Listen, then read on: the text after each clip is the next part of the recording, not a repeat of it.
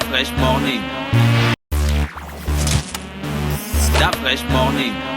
Avec Gina dans le petit clin d'œil civique, Gina, on parle de projet de loi, c'est ça? Oui, on parle de projet de loi et on parle surtout du projet de loi portant modification et suppression de certaines dispositions du Code civil en République gabonaise. Donc, c'est un texte ou c'est un projet de loi qui a été présenté à l'issue du conseil final, du communiqué final du Conseil des ministres du 23 mars dernier. Et le moins qu'on puisse dire, c'est que c'est véritablement le projet de loi de la discorde depuis qu'il a été présenté donc à l'issue du Conseil des ministres. Il y a beaucoup de polémiques sur Internet, beaucoup d'analyses, mais émotionnelles. Je vais arriver à ça. Beaucoup d'analyses un peu tirées par les cheveux, beaucoup de choses dites sur l'émotion, sur la colère pour certains, qui fait en sorte que, aujourd'hui, ce projet de loi est vraiment présenté comme quelque chose qui va déséquilibrer notre pays, qui va l'ébranler, qui va ébranler la structure familiale et plein de choses. Alors, donc, le projet de loi, avant de commencer à bien entendu parler de la rubrique de ce matin, j'avais envie de présenter le contexte clair de ce qui a été dit lors du Conseil des ministres. Donc, comme je le disais, je cite le projet de loi portant modification et suppression de certaines dispositions du Code civil en République gabonaise.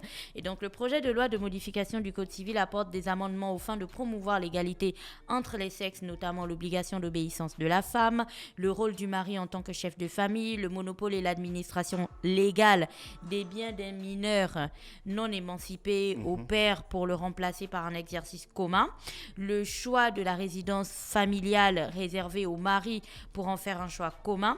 Les modifications indiquées portent aussi sur la protection de la femme dans la communauté définie par le mécanisme de reprise sur les biens en cas de liquidation de la dite communauté, la suppression de l'obligation de notifier au mari par la banque l'ouverture d'un compte et la balance débitrice de celui-ci par la femme pour les remplacer par un principe égalitaire en modifiant la disposition qui incombe au mari sur les charges du mariage. La réforme porte également sur l'augmentation des droits du conjoint survivant et des nouvelles dispositions concernant le divorce. Pour le cas du divorce, les réformes suivantes sont apportées.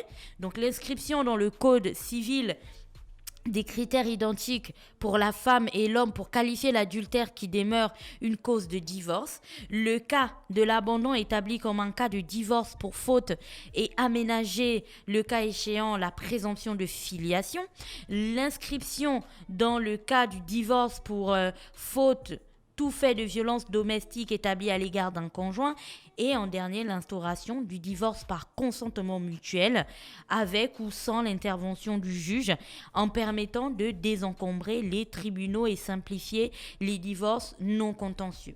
Donc voilà ce qui était contenu dans le projet de loi et comme je le disais, c'est vraiment quelque chose qui suscite énormément de discussions, quoique comme vous pouvez le constater, il y a beaucoup de points et c'est pour ça que je voulais lire tous ces points-là, mais les débats sur Internet ou alors dans les réunions de parents d'élèves, enfin qui se tiennent encore ou même dans les taxis, dans les transports en commun, tournent véritablement autour de la question de l'obéissance de la femme, la question du rôle du mari en tant que chef de famille, la question du choix de la résidence de la famille et puis la question du divorce par consentement mutuel. Ça, du petit sondage que j'ai pu faire. Quand je dis petit sondage, c'est le sondage des personnes qui m'entourent. Du petit sondage que j'ai pu faire, ce sont les 4 points qui créent la polémique et qui divisent. Alors, j'avais envie quand même de préciser à tout le monde et de rappeler à tout le monde ce qu'est un projet de loi. Un projet de loi, en fait, mais il y a d'abord projet, c'est-à-dire ce que l'on se propose de faire. Tu vois, l'idée que l'on a, que l'on souhaite réaliser, c'est ça, un projet. Donc, il faut quand même garder ça. Et le projet de loi, donc, c'est un texte qui est destiné à devenir une loi qui, en gros, émane du gouvernement et qui va ensuite être soumis au Parlement en vue d'être voté par celui-ci. C'est-à-dire qu'au moment où c'est présenté par le gouvernement, ce n'est pas une loi. Ce n'est pas encore genre, c'est pas bouclé, scellé, voilà, on a jeté la clé à la plage du Lycémba. Non, c'est vraiment genre... C'est là-bas on jette les clés. Oui. À la plage du Lycémba. Tu emballes quelqu'un dans une bouteille et tout, tu vas jeter ça là-bas. C'est un projet, c'est-à-dire qu'après... Ça va passer par le Parlement. D'après, tu m'arrêtes si je me trompe, qui va voter. Et ensuite, il y aura aussi le Sénat qui va voter, c'est ça? Et c'est à ce moment-là qu'après, on pourrait avoir une loi. C'est bien ça, Dafresh? Voilà. Et quand tu réponds comme ça, on dirait que tu n'es pas très concentré. Voilà, comme ça, ok. Je préfère que tu dises oui, c'est ça. C'est à ce moment-là qu'on aura une loi. Donc, pour l'instant, on est au niveau du Le gouvernement projet. fait une proposition de loi. La loi va à l'Assemblée nationale, elle est validée, elle va au Sénat, le Sénat valide et puis elle est promulguée. Voilà. Donc, Voilà. c'est à ce moment-là qu'on dira que c'est une loi, que c'est acté, que c'est dans les textes du Gabon, c'est dit comme ça. Cependant, cela ne signifie pas qu'en voyant ça, vous n'en discutiez pas ou que ça ne fasse pas débat. Ce que moi, je disais à un de mes amis avec lequel je discutais, c'est que ce qu'on a appris avec le temps, c'est que dans la loi, en fait, quand tu lis un texte de loi, l'interprétation de ce texte de loi-là ou ce que le texte de loi dit, la plupart du temps, ça n'a rien à voir avec du genre la vie commune, tu vois, non? Je sais pas.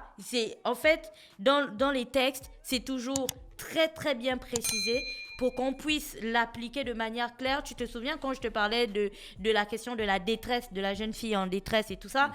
C'est que là, c'était pas clair. Parce que détresse, il faut que la loi définisse exactement ce qu'ils entendent par détresse pour que ce soit appliqué facilement. Donc, lorsqu'on parle de ces différents points qui ont été mis dans ce projet de loi et qu'on parle d'obéissance et qu'on parle de plein de points, je pense qu'il faut attendre que la loi soit bien définie, qu'elle soit bien actée, qu'on comprenne exactement de quoi on parle. Parce que j'ai vu beaucoup de Mais les posts... modifications sont spécifiées dans le projet de loi. Donc on sait déjà en quoi ça tient. C'est-à-dire qu'on sait sur quoi le législateur va tabler quand la loi va arriver à l'Assemblée nationale. Oui. On n'est pas dans des expectatives. J'arrive. Je dis ça parce que j'ai vu des posts qui disaient on est en train de bafouer nos traditions. On est en train de dire que dorénavant, une femme, elle se lève, elle crie sur son mari, elle l'insulte et ainsi de suite et il ne pourra rien y faire. Ça veut aussi dire désormais qu'une femme, elle a le droit de se lever et de tromper son mari parce qu'il y a quelqu'un qui l'a écrit sur Internet en disant en faisant ça, on a eu, c'était quoi, la question sur l'homosexualité. Maintenant, on a la question de la désobéissance. Pourtant, on a dit obéissance, hein. Mais on a déjà la question de la désobéissance. Bientôt, on va arriver à la promulgation de la polyandrie et ainsi de suite. Bref, c'est vraiment tiré dans tous les sens. Et donc, c'est pour ça que je dis d'attendre que le texte soit tu vois, non? Parce qu'il faut que ça passe d'abord auprès Mais une fois que le texte sera passé, il n'y aura plus moyen de discuter dessus. Non, ce que je dis, c'est que quand ça passe au Parlement, les représentants du peuple qui sont donc les députés, nos représentants, ils en discutent. Ouais, il y aura des discussions préalables. Tel que ça a été énoncé au gouvernement, le projet peut arriver là-bas et puis le Parlement va apporter des modifications. Des amendements. Des amendements une fois que le Parlement peut le valider et puis ça arrive chez les sénateurs et puis eux aussi ils ont des amendements à y apporter, tu vois. Donc en réalité, je pense que toute cette émotion et toute cette désinformation... Mais non, mais la population a le droit d'en discuter. J'arrive à la question du débat. Parce que la rubrique de ce matin, c'est justement autour de ça. Toute cette désinformation et cette mauvaise information, en réalité, n'est pas très, positive ou ça ne participe pas à construire le débat dans la tête des citoyens que nous sommes tous. Parce que c'est vers ça que j'ai envie d'arriver. Lorsqu'il y a des questions, des actualités, des projets de loi ou des décisions qui sont prises, tel que c'est le cas en ce moment, il serait important qu'on ait véritablement des débats publics, des débats nationaux, des débats, ce que vous voulez, appelez ça comme vous voulez. C'est-à-dire que en ce moment, tu sais que la distanciation physique est de mise et qu'on ne peut pas se réunir et avoir des grandes discussions.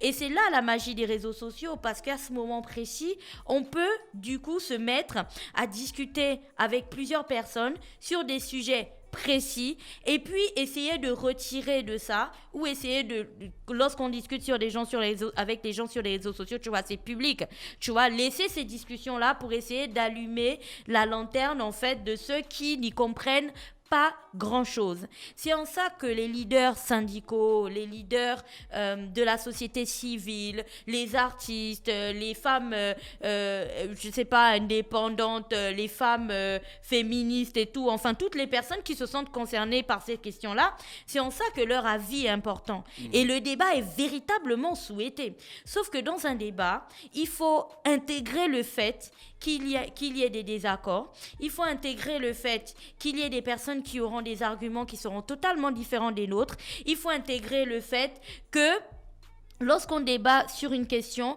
il ne s'agit pas ici de venir insulter qui que ce soit, parce que j'ai vu des posts énormes où c'était oui, qu'est-ce que les membres du gouvernement ont dans la tête, tu vois, des trucs comme ça, c'est pas un argument, tu vois, non? Ça, on verse dans l'injure, on n'apporte pas un argument. C'est que si vous avez un point qui pourrait éclairer, parce que les députés, c'est pas des gens qui vivent sur Mars.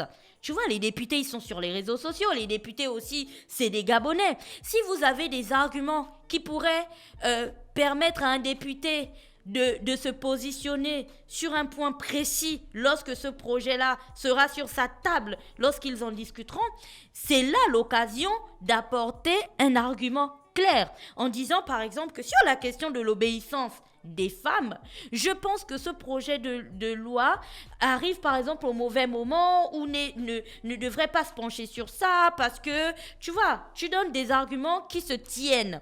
Mais tu gardes à l'esprit que la personne qui regardera ça pourrait avoir un argumentaire totalement différent du tien. Parce que c'est comme ça que le monde fonctionne. C'est ça la démocratie et tout le monde est libre de penser. La liberté d'expression. Voilà, tout le monde est libre de penser et d'exprimer ce qu'il pense. La même chose que l'on reproche aux gens en disant « Ouais, mais ils veulent nous imposer X, ils veulent nous imposer Y ». Lorsque vous empêchez à votre voisin de vous dire aussi X ou Y ce qu'il pense de ce que vous avez dit, en réalité, vous reproduisez le même schéma. Tu vois ce que je veux dire? Donc, à ce moment précis, on devrait être dans un véritable système de débat démocratique. Vous avez des idées, vous trouvez que ce projet de loi ne tient pas, que les points qui ont été mis, les points soumis à la modification qui ont été énoncés ne vous intéressent pas du tout, ou alors sont discriminatoires, ou ne participent pas à construire une nation solide, et ainsi de suite. On fait comme des personnes sensées, sérieuse et puis tu vois consciencieuse, on écrit des vraies choses ou alors on fait des lives où on apporte de véritables arguments en se disant que en versant dans l'injure, ça ne construit pas une discussion, en élevant la voix, en criant, ça ne va pas du tout faire en sorte que quelqu'un soit convaincu. C'est pas parce que tu cries que tu as raison. Par contre, en apportant des idées nouvelles, en repensant la chose différemment ou en éclaircissant le fond de sa pensée, à ce moment précis, on peut participer à convaincre les autres. Et donc, il faut aussi garder en tête que parfois, lorsqu'on se positionne sur X ou Y question, on ne le fait pas uniquement pour nous. On le fait aussi pour les personnes qui nous suivent, pour les personnes qui nous écoutent. Et ce n'est pas toutes ces personnes, ce ne sont pas toutes ces personnes-là qui comprennent ce qui est en train de se passer. Ce ne sont pas toutes ces personnes-là qui ont une lecture claire de ce que c'est qu'un projet de loi, de la procédure que ça va avoir et tout. Parce que j'ai vu des leaders d'opinion, tu vois, qui ont écrit « Désormais, au Gabon, une femme pourra... » mais jamais de la vie, tu vois. C'est un projet, c'est-à-dire que tant que le projet de loi n'est pas passé au Parlement, que les sénateurs n'ont pas fini avec, que la loi n'a pas été promulguée, n'allons pas dire désormais... Mais c'est parce que le gouvernement appartient au parti majoritaire à l'Assemblée nationale, donc ils ont la certitude que leur projet de loi peut être validé. Ah, tu sais, Dafresh, les certitudes, faut pas toujours... Tu sais, c'est pour ça que je dis que à certains moments, on a un peu la mémoire courte. Sur le principe, c'est ce qui est. Oui, à certains moments... Le président, c'est le président du PDG. Le PDG a plus de membres à l'Assemblée nationale qu'un autre parti. N'y a-t-il pas eu... Si le président de votre parti fait une proposition de loi, sachant que ils appellent ça comment ? La discipline est l'apanage du bon militant. C'est ça, non? La Oui, c'est discipline ça. et la loyauté, c'est l'apanage du bon militant. Donc, on est sur un chemin qui est tracé, fissuré, qui est tracé, calé. N'y a-t-il pas eu dans ce pays des projets de loi qui avaient été énoncés au gouvernement, qui sont passés au Parlement et qui ne sont pas passés? Ou qui sont arrivés au Parlement et qui ont été modifiés et qui ont nécessité qu'on les retravaille? N'y a-t-il pas eu ça dans ce pays? Si. Bien sûr que si. Donc en réalité, avoir d'aussi grandes certitudes Non, verrouillées j'ai à pas dit 1000%, non, je ne dis pas pour Politiquement toi. Je dis parlant, pour... c'est un schéma qui est clair. Non, Au politique. Au vu et au su Mais de le la sch- population. Le schéma en question ne peut pas être clair parce qu'il il est directement foulé au pied par le fait qu'il y ait déjà eu dans ce même pays dans lequel nous sommes, dans lequel nous sommes assis là, où Ça, c'est il y a quand eu la- des ça, c'est projets quand de le- loi, où il y Ça, a eu des ça, projets c'était de à loi qui l'époque sont... quand la discipline n'était pas l'apanage du bon La militant. discipline a toujours été l'apanage du bon militant Ah au bon? PDG. Oui, toujours. Ils en ont toujours parlé Non, de non, là, cette tu te manière-là. trompes. Ils en ont toujours parlé de cette manière-là. Donc, je pense qu'en réalité, nous avons tous la responsabilité de mieux expliquer les choses aux gens et de ne pas construire en fait la désinformation ou du moins se construire des mauvaises idées dans la tête de nos concitoyens. Surtout Tout à si fait. nous avons une lecture un peu plus claire et un peu plus sérieuse et consciencieuse de la situation. Ce n'est pas parce qu'on insulte, ce n'est pas parce qu'on crie et ce n'est pas parce qu'on écrit des choses fausses que l'on a raison. Au contraire, c'est quand on apporte des arguments et que voilà, on apporte des choses en fait qui construisent le débat qu'à ce moment-là, on peut espérer convaincre. Voilà ce que je voulais dire sur ce projet de loi et ne me demandez pas du tout ce que j'en pense. J'attends le Parlement. Voilà. Ah non, tu es un leader d'opinion aussi. J'attends le Parlement. Pourquoi la fraîche. tu n'as pas J'attends d'opinion? parce qu'il y a des choses de mon point de vue Qui ne sont pas claires. D'accord. Et je ne me prononce jamais sur des choses que je ne comprends pas vraiment en fait. J'attends de bien comprendre avant de parler. Tu sais, il y a des situations dans notre pays où les gens se sont longuement prononcés sur des points sur lesquels ils n'avaient pas tous les arguments jusqu'au moment où ils se rendent compte qu'en fait, cette absence de paramètres-là fait qu'ils soient totalement à l'ouest. Et tu vois cette petite honte que tu ressens quand tu es tout seul chez toi, que personne ne te regarde, qui te pousse à aller supprimer un post que tu as écrit parce que tu sais que tu étais dans le faux et que tu as honte, c'est justement ça que je ne veux pas ressentir. Merci. Gina, tu es dingue. Merci, Gina, avec nous ce matin sur les 104.5. Stop Fresh Morning.